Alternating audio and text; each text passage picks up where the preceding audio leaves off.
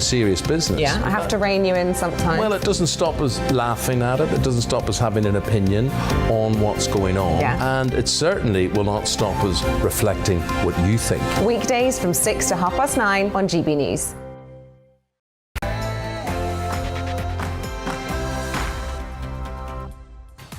Welcome back to a whole new year of On the Money, your daily weekday dose of economics, business and consumer news. I'm Liam Halligan. For the next hour, we'll be looking ahead to the next few months, discussing whether or not the UK faces a 1970s-style winter of discontent. As ever here on this show, a grown-up discussion with people who really know their stuff. But first, it's the GB News headlines with Rosie Wright.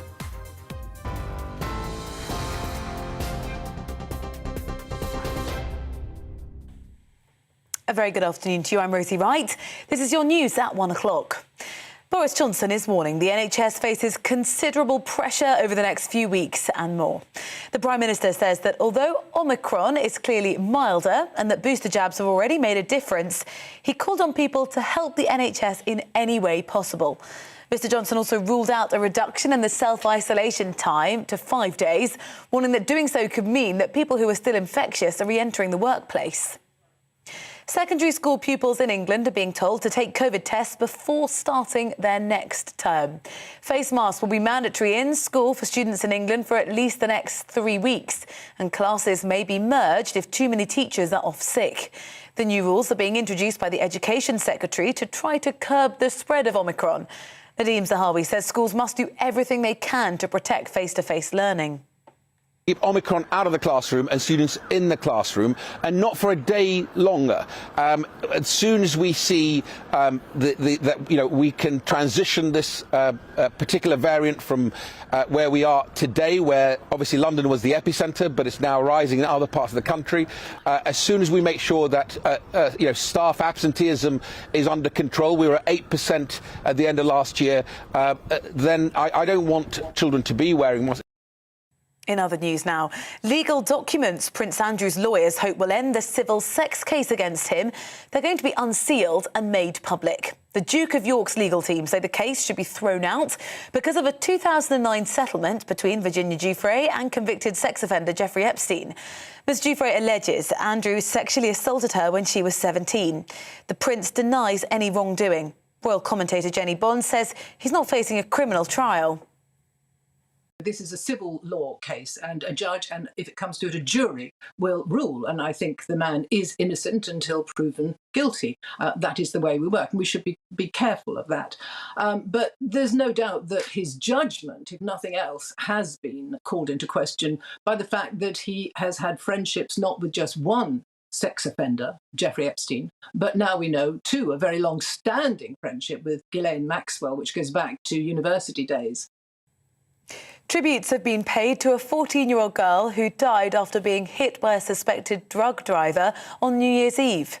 Olivia Colec was struck by a grey Mercedes in Rowley Regis in the West Midlands and died at the scene. Her family say she was the brightest star in their lives. A 39-year-old man was arrested on suspicion of causing death by driving while under the influence of drugs. He's been released under investigation pending further inquiries. Ministers are being urged to bring in a new law that would guarantee all workers 2 weeks of paid leave after a bereavement. The SNP's Patricia Gibson is bringing forward a private member's bill to Westminster. She said it would allow people time to grieve without worrying about financial pressures. In the US, 2 people are missing after wildfires. Flames in Colorado spread over an area of 9 square miles, destroying nearly 1,000 homes and buildings. Police don't know yet what caused the blaze. The origin of the fire hasn't been confirmed. It's suspected to be power lines, but we are investigating that today. And we have folks on the ground as we speak trying to pinpoint that cause. An internet watchdog reports a 6-fold increase in visits to websites that promote violence towards women in the UK last year. Incel websites promote hatred towards women and involuntary celibacy. The Centre for Countering Digital Hate say there were more than 638,000 hits every month on 3 of the largest sites. You are right up to date. I'll bring you the latest headlines in half an hour. For now, On the Money and Liam.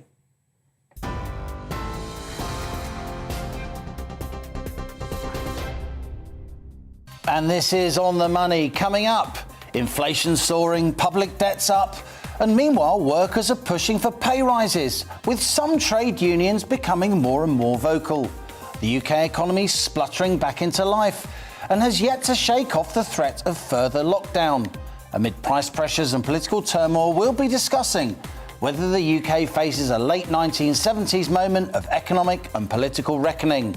Plus, what lies ahead for the future of the Northern Ireland Protocol? And what is the protocol's impact on business? We'll be tackling that tricky issue with Baroness Hoey later in the show. And each day On the Money features an in-depth Money Talks interview with a business leader or a policy maker. Today we're talking to Steve Coulson. He's the CEO of KIT, a company that finds, fits out and manages office space. We'll be talking to Steve about the future of office work as the government reintroduces its work from home guidance. And as ever, I want your questions, opinions, ideas. On the Money's your show too. Email us, gbviews@gbnews.uk, or tweet @gbnews. We'll read out some of your messages later in the show, so stay with us. This is GB News. I'm Liam Halligan. You're On the Money.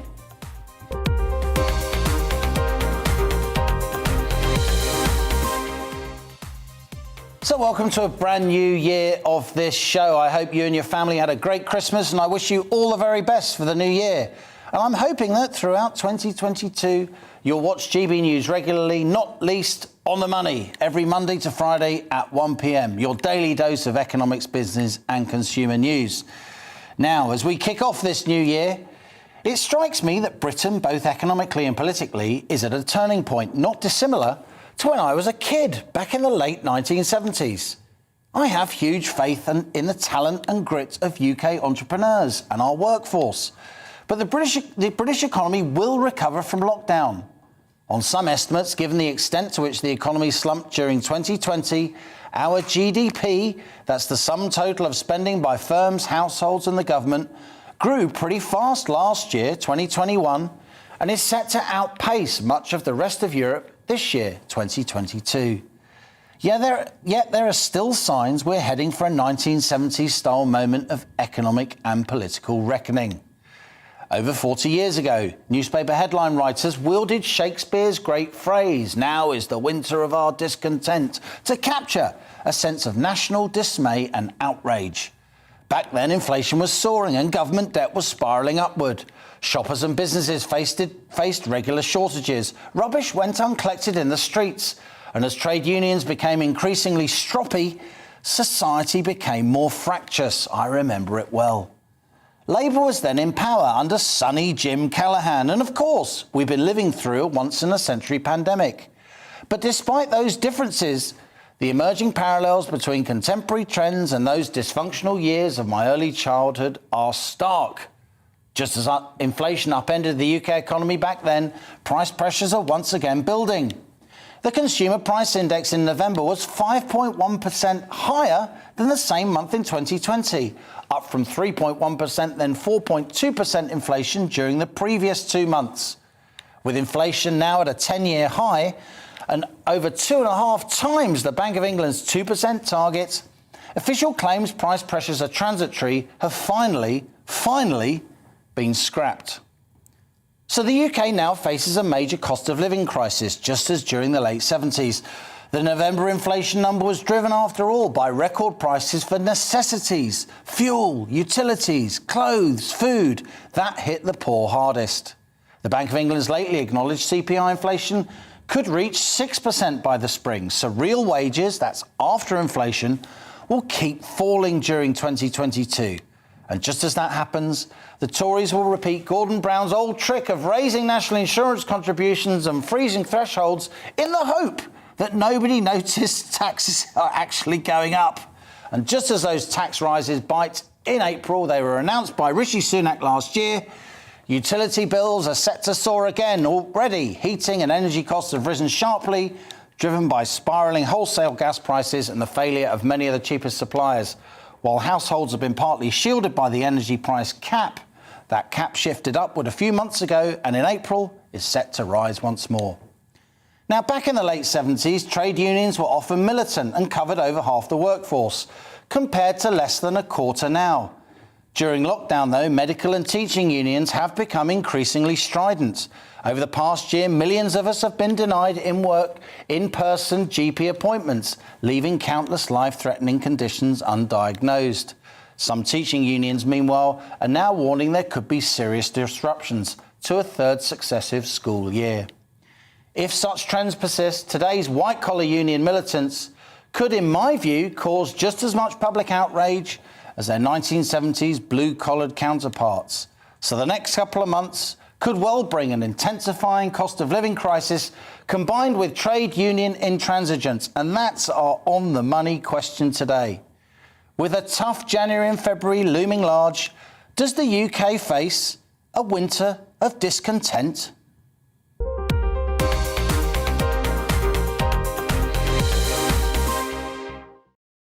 As regular viewers know, here at On The Money, we have grown-up conversations with people who really know their stuff. That's what we do. Dr. Gerard Lyons, he's Chief Economic Strategist at Net Wealth. He's the former economic advisor to Boris Johnson when he was Mayor of London. Good to see you, Gerard. Plus in the studio, two On The Money regulars. It's Mrs. Blonde Money, there she is, Helen Thomas. Happy New Year to you, Helen. And the former director of the UK's Government Economic Service and the CEBR's Chief Economic Advisor, Vicky Price. All the very best to you, Vicky. Good to see you. Let's start with you, Gerard. You've been pretty critical of the Bank of England. You were a former candidate to be governor of the Bank of England. You're a very highly regarded economist across the country. And you think that we've taken our eye off the ball as policymakers when it comes to inflation. Well, first and foremost, it's great to be on the show and Happy New Year to you. Yeah, I agree with much of what you've said. Similarities with the late 70s might be slightly overdone. It was even worse then than it is now. But I think the underlying theme is the right one. We are going to face a really difficult next few months. And indeed, even though 2022 is likely to be a year of strong growth for the UK economy, there will be very mixed fortunes and we'll go through very different cycles through the year. And in the very near term, I think all the tensions that you've touched on will very much come to the fore. Yes, in answer to your question, policymakers have taken their eye off the ball, particularly the Bank of England for much of the last year. They basically have run a very cheap money policy. Inflationary pressures have built. Financial stability problems are also building. So inflation is set to spike higher. It will peak probably around springtime, April, May. Headline rate of inflation above 7%. The retail price index that sets other key issue things such as rail fares, interest on students' loans, that will peak even higher, maybe closer to 9%. And the risk is that inflation, if it's not around those levels, will be higher, not lower. The challenge is to actually control the second round effects and to prevent cost pressures feeding through into the economy. And maybe just before passing back to you, a very key similarity between now and the end of the 70s was this sense of drift in economic policy making. Then we had the third year of wages and prices policy at the end of the 70s, winter of 78 to 79, that sparked all things off. At the moment, we have a sense of drift with high levels of public debt, very cheap money, and no clarity about the economic vision. Helen, you're the member of the panel, with all respect to Gerard, Vicky and myself, who doesn't remember the late 70s. But Gerard Lyons, he's a pretty, moderate mainstream economist. He is now saying publicly, as he just did, 7% inflation in 2022. He's not just plucking these figures out the air. He's got one of the best forecasting records in the city of London. I mean, how do we get here? Well, as I think you know, do tend to take a more optimistic view about inflation, which is a couple of points. Yes, your number that you quoted initially, about 5%, highest in a decade. OK, that's a decade, OK? I don't remember anybody panicking about it back then. Yeah. It was in the wake of the financial crisis. We had a lot more unemployment. We did have a lot more unemployment and lower growth. So I think there needs a bit of context on that. And yes, 7, 8, 9% does sound slightly frightening. Let's look at Turkey, where you really do have a proper inflation problem, where they've got 36% or something on their CPI. What I mean by that is this isn't high inflation. It is, but high inflation in and of itself doesn't have to be an issue if it does, partly if it does ease off eventually, but secondly, what's causing it. And the third point I'd make is wages. You keep talking about the 1970s, the wage price spiral. We know that was an issue. But look, there's been no increase in wages for decades. We had a problem with disinflation, a little bout of inflation. And I understand it is painful, particularly as you've said, on essential items. Yeah. We feel it. We all feel it. The food and petrol, we get it. But I would say that given that low period of lower inflation, I think we can deal with this potential 2 years or so of it being a bit higher. But Vicky, wages have to keep up, don't they? The IFS said before that 5.1 inflation number in November, the IFS said the combination of inflation and tax rises, which we know are coming in April, at least they're slated to come in. They've been announced in a budget and passed in a finance bill through Parliament. The IFS, the Institute of Fiscal Studies, said people need wage increases of at least 7%, quotes, just to stand still. Who's had a 7% wage rise lately? Not many people that I know. Some sectors have, though. Yeah. You've seen that in the construction sector. You're probably going to see that in the train drivers area as well. As you've been discussing in terms of union power, that's where it actually still is and is quite strong. But the problem we've had so far, yes, there have been some strikes, but also loads of drivers away ill, and you've seen a real change in timetables and so on that has taken place. So it has caused quite a lot of disruption. You don't need the strikes for that disruption to take place, and the concerns that we've got about the future. I know, how do you get it all working again the way it should be? And will people go back to work properly in the future? Are they going to be going back to the shops properly? They have done a little bit over the sales period following Christmas, but we're still way, way below where we were before. So there are issues like that. But remember, overall, on average, wages have been going up by something between 5 and 6%. So, of course, you can take out all sorts of, data problems. They include bonuses, don't they, as well? And their average wages. Absolutely. A lot of very well-off people have got stonking wage rises. Yeah. A lot of the wage rises have been in the public sector, which is heavily unionised, but only 1/5 of us work in the public sector. Yes, but the truth is, of course, that there has been a wage freeze or a pay freeze of sorts in the public sector, and they're going to relax that a little bit. We don't actually know exactly how. So there's a big chunk of public sector workers who've lost out, actually, quite significantly, because there's been private sector areas, such as the ones I mentioned, including finance, by the way, sort of business services and finance, lawyers. They've been very busy over this period. So they could make up for it. But the real worry is further down the pay scale and further down the types of occupations, including care workers and so on. And I think that's where you're going to find this inequality, in fact, increasing, despite the fact minimum wage, of course, is going up as well, and the national living wage. So that's good news in some ways, but if you look at the differences that have existed in terms of who gets those bonuses and where those increases and the shortages that we have seen have been most pronounced in terms of wage rises, then you might find that we come out, the social friction may well be there, rather than necessarily across the entire population. Interesting. Jerry, you and I remember the late 70s. We've discussed it a lot in the past. We're both pretty optimistic people. We're both concerned about inflation. But let's assume that we can avoid major COVID restrictions going forward. We are still penciled in here in the UK, partly because we're due a big bounce back. But we are penciled in, according to the IMF, OECD, other international bodies, to grow faster, aren't we, than much of the rest of Europe?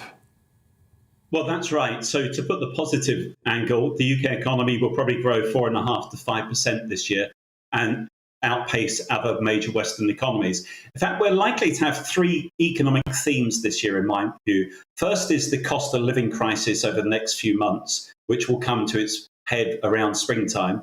The second is the underlying growth, where the economy is rebounding post-pandemic, as it did in 2021. And also still policy is stimulative, and that will come through the year. But the third issue, which we'll probably be focusing on, dare I say, this time next year, is that as that post-pandemic rebound wears off, and as the policy tightening starts to feed through, tax increases this spring, which will continue to take effect through the course of the year, higher interest rates likely to go from 0.2% now, 0.25% now to 0.75% or 1% by year end. Still low, but going up. So the third issue, first, cost of living, second, overall strong growth, but third, the pace of growth will be slowing as we end this year and into next year. And the backdrop will be one where policy has been tightened on the fiscal front with higher taxes and is continuing to be tightened through monetary policy. So it's going to be a year where headline rates of growth give the positive, But the other aspects highlight the challenges. And that's before we even discuss the after effects and the continued consequences of the pandemic. Interesting there from Jerry again, saying that interest rates are clearly going to go up. I think everybody expects that. But let's just focus on those tax rises. Both of you were in the studio when those budget announcements were made. Rishi Sunak said there isn't going to be an increase in the basic rate of income tax, but of course he's put up national insurance from April. Even somebody on 25 grand, which is below the average wage, it's a lot of money, but it's below the average wage, annual wage. Even somebody on 25 grand with those national insurance increases, they're going to be paying over 33% in tax on their basic wage. It's quite a lot, isn't it? Well, the tax rise is going to be absolutely key. And you say we were here for the budget, which we were, but actually, of course, there was the earlier announcement, which in its way was more significant about this health and social care levy, which I believe it's the one from April that we'll see it on our payslip as an extra line. It's coming. Right? So, you know, that's a real new actual tax, which is always brave for a government to do. Just as the energy price cap is raised in April. And I think there is a huge political storm brewing over that. Whatever the rights and wrongs of it, picking up on Vicky's point about inequality and who will feel that. I mean, there's always this question of how do you pay for things? Where do you put the burden?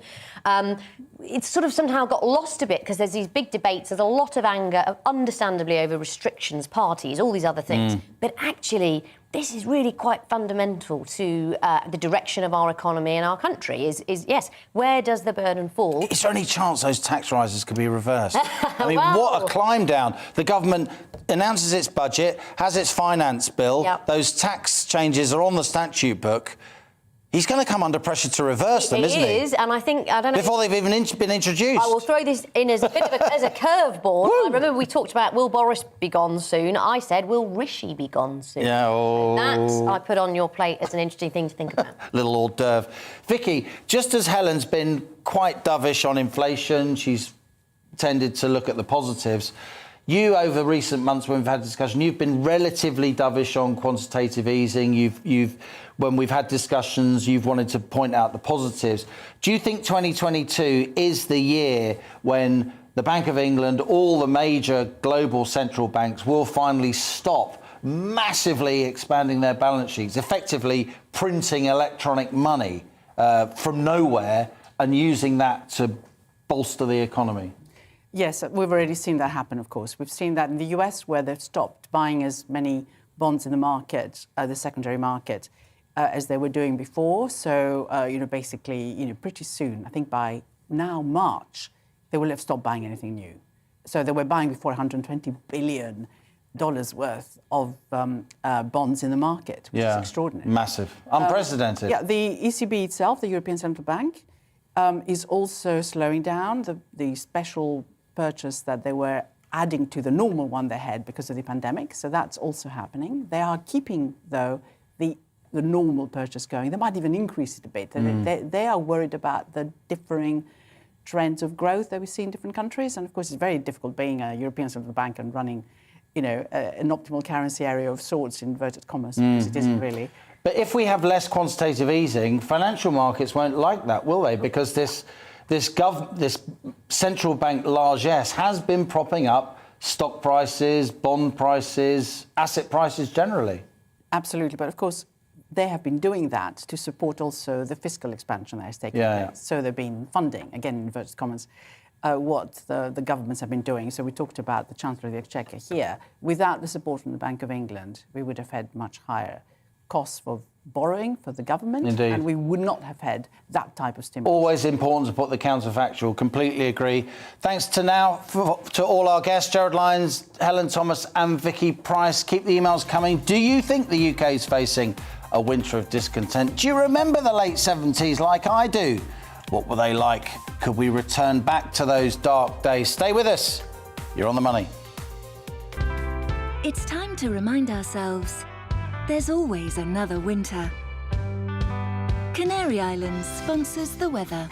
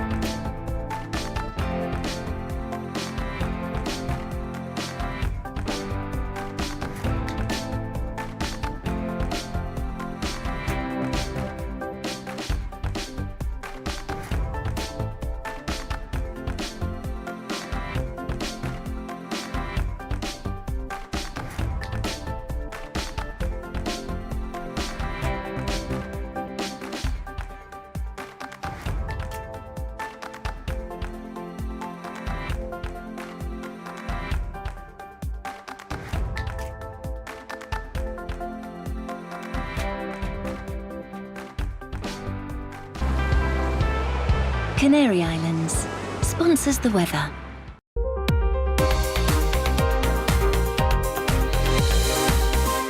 Hello there, I'm Eamon. And I'm Isabel. And you're watching the GB News digital stream across the United Kingdom. And around the world.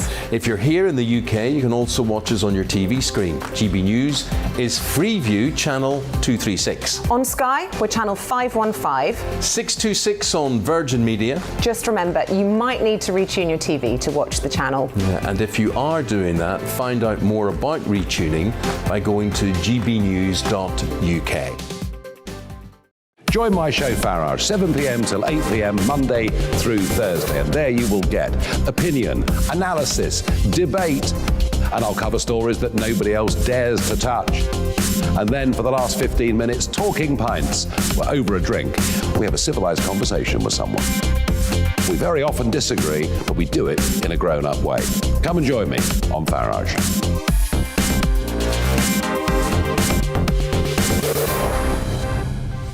I'm Dan Wootton. Join me Monday to Thursday from 9 to 11 for the feistiest and most fun news debate on TV, where free speech reigns. I'll bring you a sharp take on the day's biggest stories, bombshell newsmaker interviews, and A-list guests.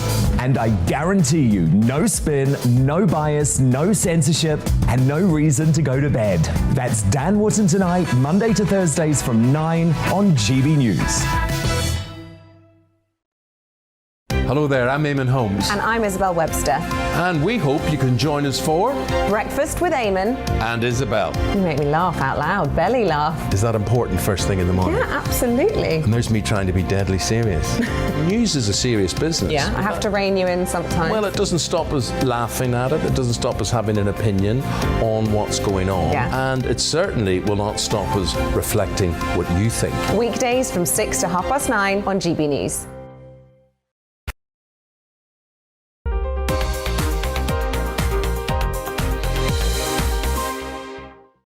And welcome back. You're on the money. Now, today we've been discussing the economic and political outlook for the next couple of months. A tough January and February loom, even if we shake off the threat of further COVID restrictions. So we've been asking, does Britain face a late 1970s style winter of discontent?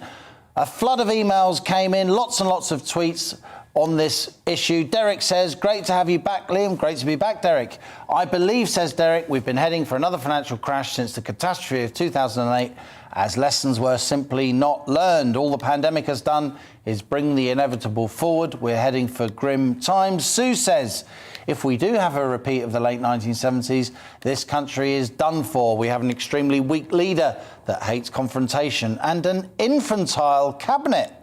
Unfortunately, we don't have Margaret Thatcher to face down the unions. John says, I know one thing which didn't happen in the 70s. Supermarkets would never be open on New Year's Day. Denying workers a well-earned break. Keep those emails coming. Tell me what you want to be discussed in the show. It's always great to hear from you here on The Money.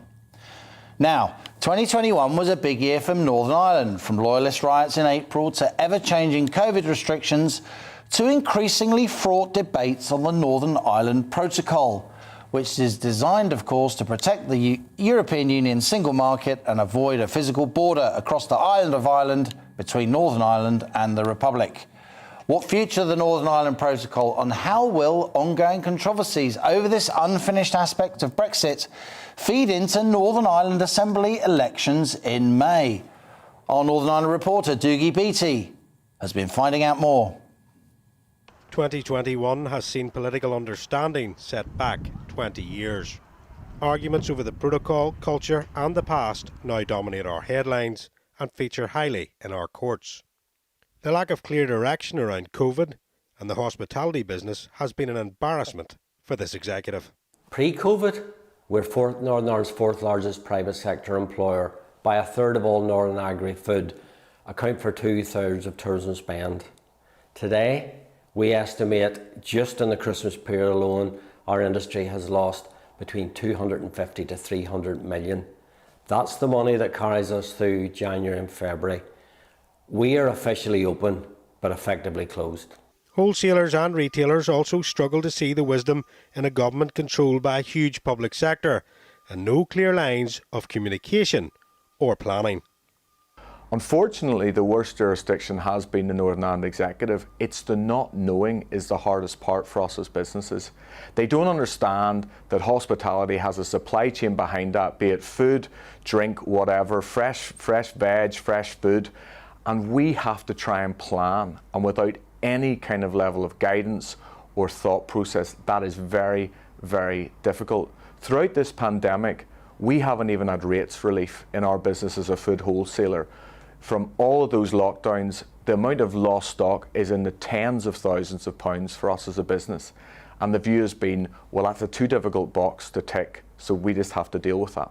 Inflation is causing huge problems, especially in farming. Farmers are asking for flexibility around legislation to cushion the financial shocks around fuel, fertiliser and feed. It's coming out of a pandemic. I think the rules and regulations would need to be eased. They weren't enforced during the pandemic. Our inspections were eased off till 2 years, 3-year period, similar to MOTs and cars. The pandemic has actually showed us that these things can be eased off. They don't have to be done every year, that the rules and regulations and stipulations, they don't have to be enforced till such a degree that it's crippling us. 2022 is an election year and all parties are now playing to their electorate. That means very little will be achieved and nationalists will be pushing for this election to be turned into a border poll. This is the Irish border. Right now I'm in the EU and across that stretch of water behind me is the UK. This piece of land has been fought upon for generations. Now it's about to be fought over, and not by those who can't decide the rules of how to worship the same God, but by those who can't decide the rules of how to trade with the same people. The Irish roads between the UK and the EU have no border posts and only small signs telling you about your speed limits, letting you know if you're in kilometres or miles per hour. Northern Ireland is part of the 5th largest economy in the world.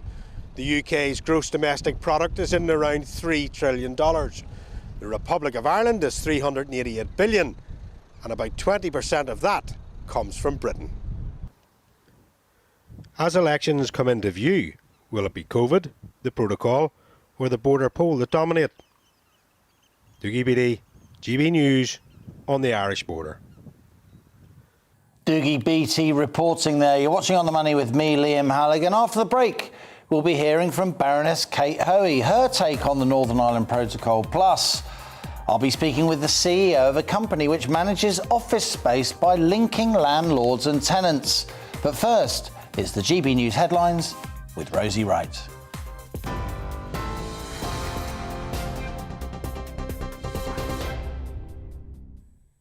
Let's get you up to date with the latest. Boris Johnson is warning the NHS faces considerable pressure over the coming weeks.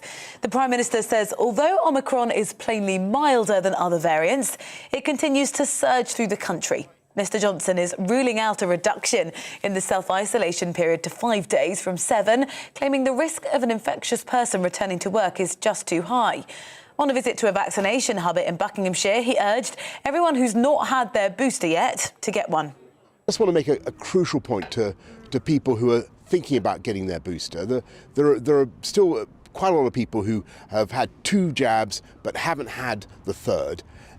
A third jab really does make a big difference. There are 2 million slots just this week to get your booster, so get boosted now. It can make all the difference in the world. The majority of people who are in ICU, sadly, have not been vaccinated, and certainly the vast majority, about 90%, have not been boosted.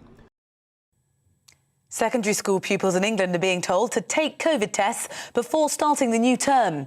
Face masks in England would also be mandatory in school for students for at least the next 3 weeks, and classes may be merged if too many teachers are off sick.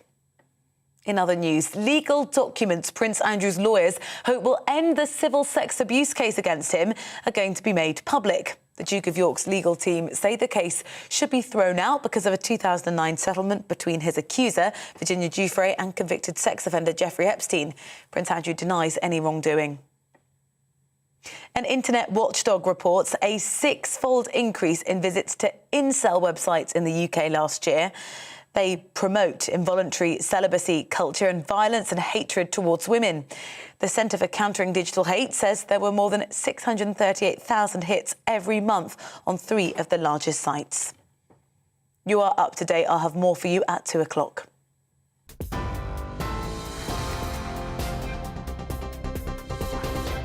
Hello there, I'm Eamon. And I'm Isabel. And you're watching the GB News digital stream across the United Kingdom. And around the world. If you're here in the UK, you can also watch us on your TV screen. GB News is Freeview channel 236. On Sky, we're channel 515. 626 on Virgin Media. Just remember, you might need to retune your TV to watch the channel. Yeah, and if you are doing that, find out more about retuning by going to gbnews.uk.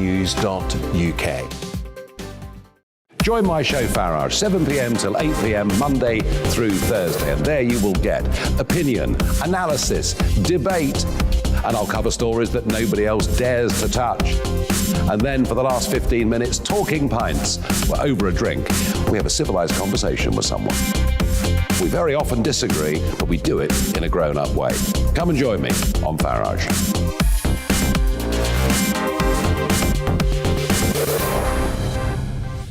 I'm Dan Wootton. Join me Monday to Thursday from 9 to 11 for the feistiest and most fun news debate on TV, where free speech reigns. I'll bring you a sharp take on the day's biggest stories, bombshell newsmaker interviews, and A-list guests.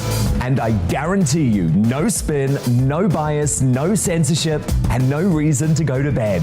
That's Dan Wootton tonight, Monday to Thursdays from 9 on GB News. Hello there, I'm Eamon Holmes. And I'm Isabel Webster. And we hope you can join us for Breakfast with Eamon and Isabel. You make me laugh out loud, belly laugh. Is that important first thing in the morning? Yeah, absolutely. And there's me trying to be deadly serious. News is a serious business. Yeah, I have to rein you in sometimes. Well, it doesn't stop us laughing at it. It doesn't stop us having an opinion on what's going on. Yeah. And it certainly will not stop us reflecting what you think. Weekdays from 6 to 9:30 on GB News.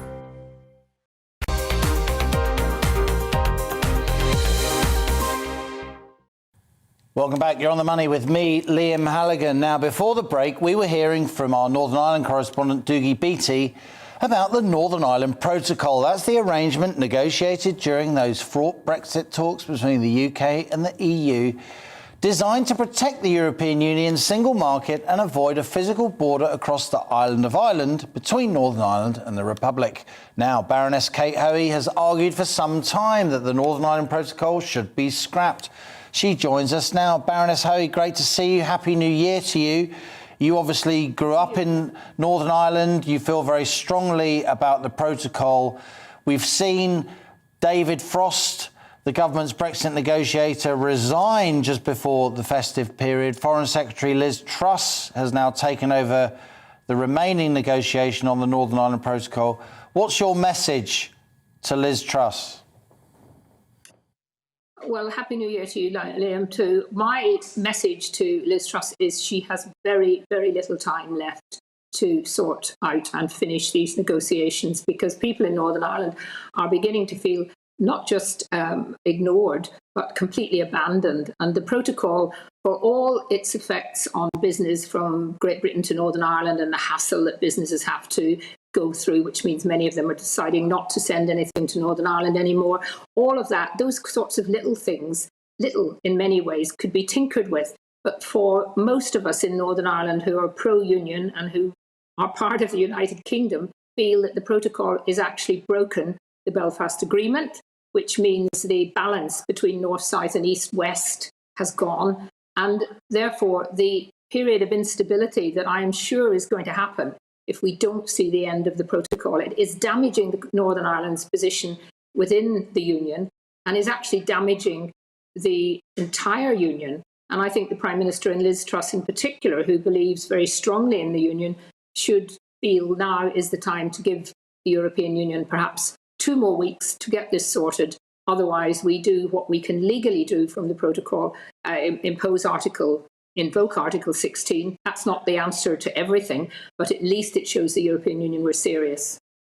You say that the protocol is an affront to the Good Friday Agreement. It's not just you saying that. Nobel Peace Prize winner David Trimble, a huge historic unionist leader, one of the key architects of the Good Friday Agreement, says exactly the same thing, because this protocol changes the constitutional arrangements of Northern Ireland without a referendum, which the Good Friday Agreement says must happen. If indeed Article 16 is invoked, Kate Hoey, and the protocol is scrapped, what then happens in practical terms?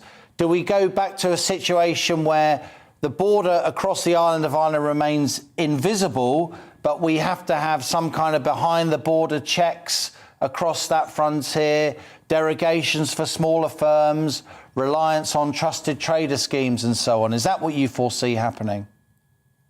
Well, of course, a lot of the technical solutions to the issue of protecting the EU's internal market, and I understand they want to protect their internal market, but a lot of the technical solutions were discussed some time ago, and indeed even the previous Taoiseach in the Republic of Ireland wanted to get meetings to discuss how they would sort out some of the issues of people going back and forth or across the border.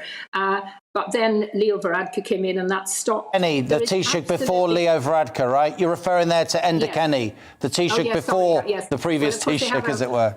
And Varadkar will be coming back in a year or so, because they have a situation where it changes every now and then. But yes, you're right. But of course, what we do know now is that so little trade actually goes direct from Great Britain over into the Republic of Ireland via Northern Ireland, that all of that could be sorted by the Irish government themselves on behalf of the EU in their own territory. There is just no need for a border. The border, the whole idea of a trade border was nothing to do with the Belfast Agreement, and was simply a way, I believe, and I think a lot of people believe, the European Union very cleverly, with the support of the Irish government, used it as a weapon to have a go at the United Kingdom for leaving the European Union. And I think the British government, our government, thought that it wouldn't be implemented very severely. And of course, the European Union has really been draconian in the way it's been introduced, with more checks, on that border and on between the Irish Sea than there are all over the rest of anywhere else the EU has a border. So it's not necessary. I think if the government needs to show the European Union that it's prepared to stand up to it, and then we might see some sensible suggestions and some sensible solutions, because it's not an issue that is not solvable by goodwill.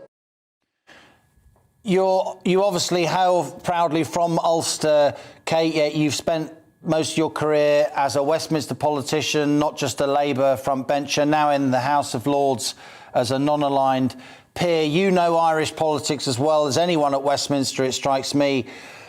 So what's your advice to Liz Truss in terms of what she should do? Should she be talking to people in Dublin as well as people in Belfast? Because it strikes me that you've now got a Taoiseach in Micheál Martin who is maybe ever so slightly more constructive towards this protocol, towards Brexit in general, than his predecessor Leo Varadkar. Is that fair?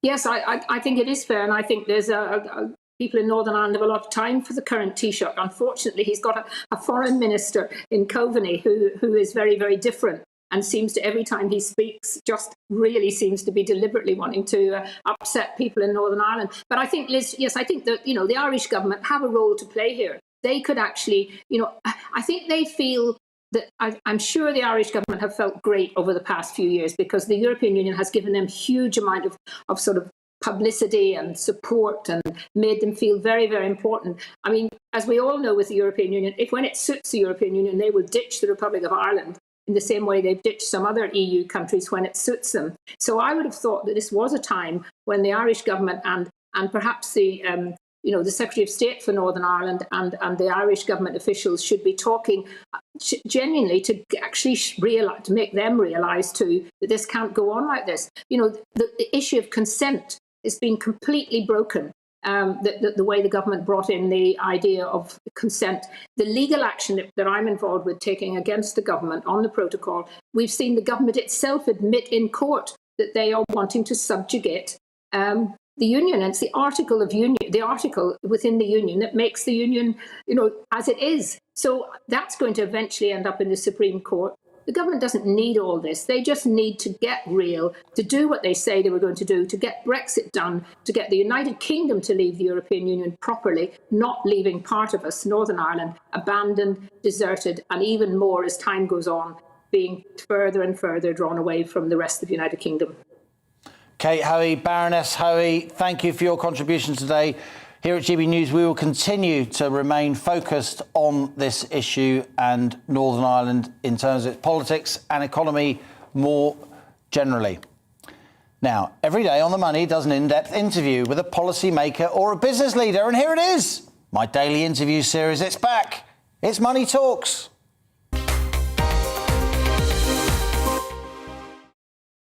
Now, the office life we've known for decades was upended when the government announced working from home orders at the start of the COVID-19 pandemic, almost 2 years ago now, back in March 2020. Many of us swapped suits and skirts for pyjamas and office desks for the kitchen table. And once again, the work from home guidance is back with us, particularly in Scotland and Wales.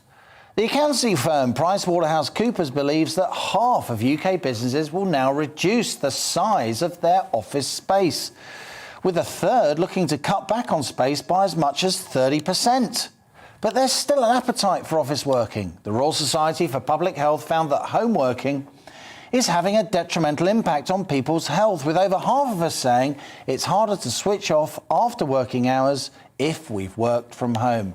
Well, today I'm joined by the CEO and co-founder of Kit, a service which finds, designs, fits out and manages office space. Kit doesn't lease or own buildings, but it connects landlords with tenants directly and currently oversees around 4,000 desks across 100 office locations. And here to tell us more, it's the CEO, Steve Coulson. Steve, it's always great to see, listen to, learn from businessmen and women at the cutting edge of our culture and how we run our lives. And I'd say this notion about office space, I don't know how this is going to work out. I can't foresee the future of office work. You must have a pretty good idea because you're betting the ranch. Yeah, and look, you're not the only one that isn't certain on how things have played out. But I think what's been really interesting over the last 18 months has been how the narrative has shifted. I think the first 6 months and during the first lockdown, let's say, it was very much a question of, is remote working the future for all? Is the office dead? And that was a big question that we were all debating.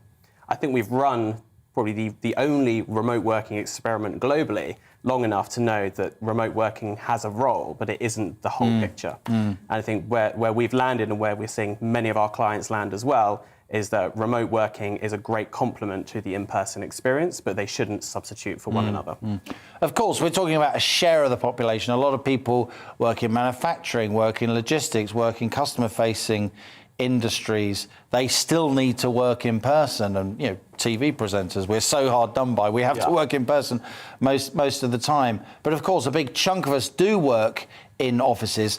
So tell me about your business and why you think your business is going to work given the changes that are happening in terms of how companies run offices and even reduce the office space that they permanently hold. Sure. Well, we started this business in 2019 solving a problem that we'd experienced. Pre-pandemic then, okay, Pre-pandemic. Yeah. So we've kind of seen the full journey. And for us, we were growing a business and the office was the best and the hardest thing about that. It was where the electricity lived. Yeah. It was also where most of our headaches resided. Yeah. And the average business, we found, has around about 100 suppliers and contractors they have to find, pay and manage. It's just mind-blowing.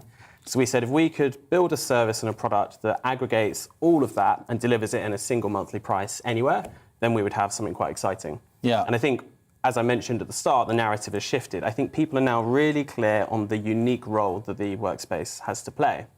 In the same way that you wouldn't go to a wedding on Zoom by choice, There are things that you can only do in person. Physical contact matters. Eyeballing somebody, having a discussion, 3-4 of you in a room, those serendipitous discussions where you solve a lot of problems in office spaces, right? Exactly, and I think it's also to do with culture. I think it's very, very hard to build a culture remotely. I think you can maintain it and do a decent job of that.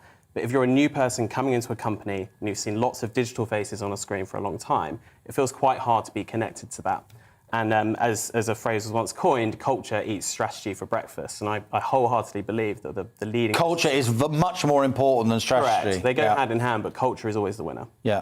So how is your business going to make money? How are you going to capitalise, if you like, literally, on the fact that we still need offices, but companies won't want to shell out for having office space to the extent that they currently have, because some of us will be working from home some of the time? Well, we've got an interesting position in that we've got businesses and offices that we worked with before the pandemic and after the pandemic.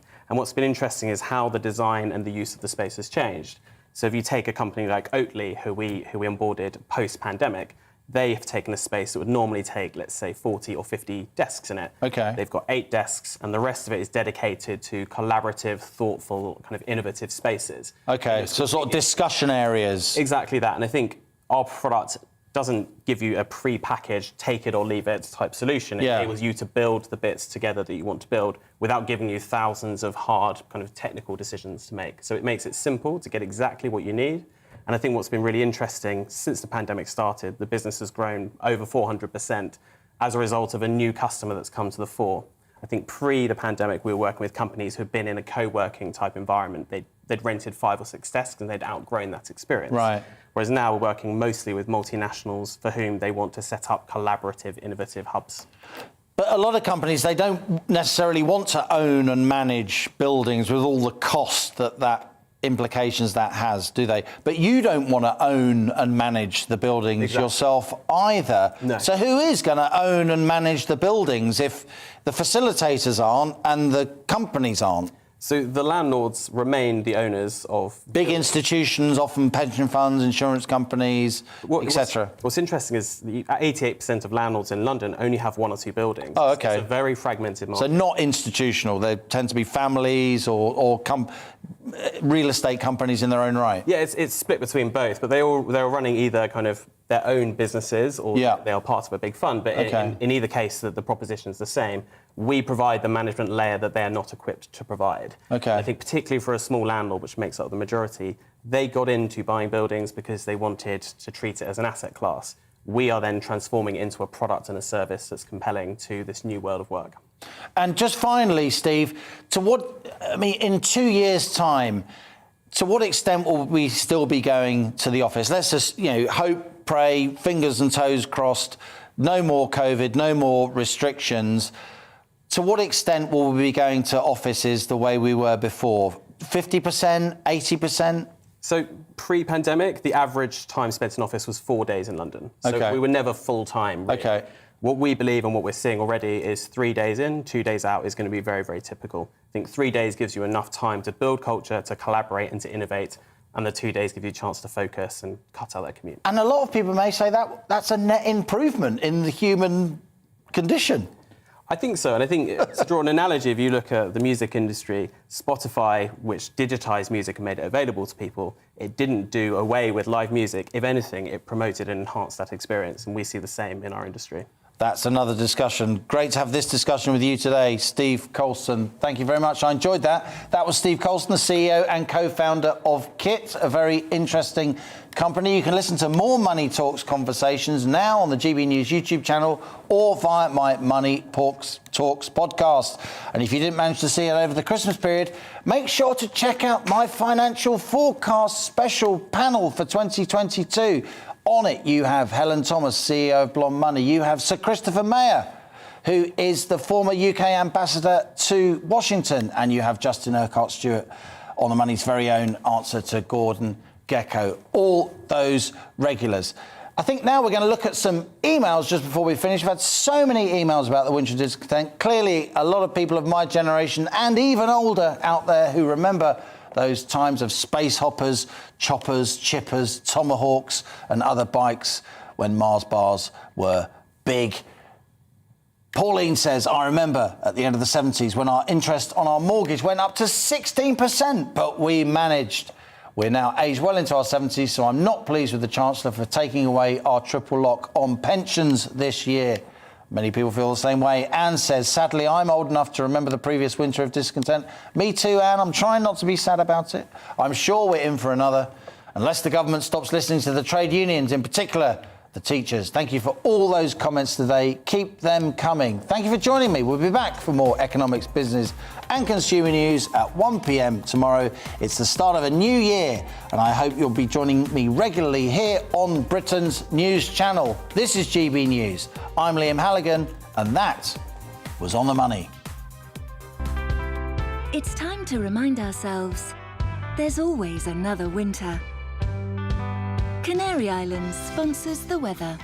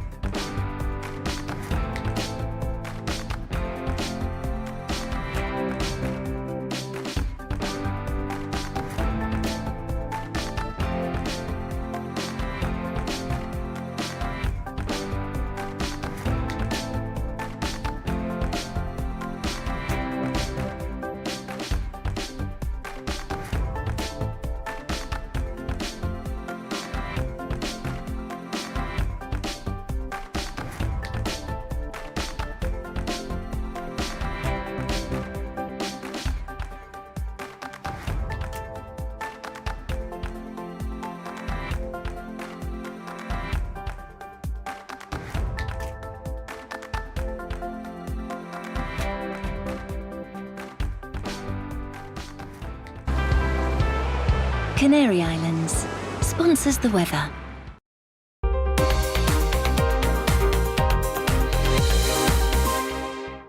Hello there, I'm Eamon. And I'm Isabel. And you're watching the GB News digital stream across the United Kingdom. And around the world. If you're here in the UK, you can also watch us on your TV screen. GB News is Freeview Channel 236. On Sky, we're Channel 515. 626 on Virgin Media. Just remember, you might need to retune your TV to watch the channel. Yeah, and if you are doing that, find out more about retuning by going to gbnews.uk.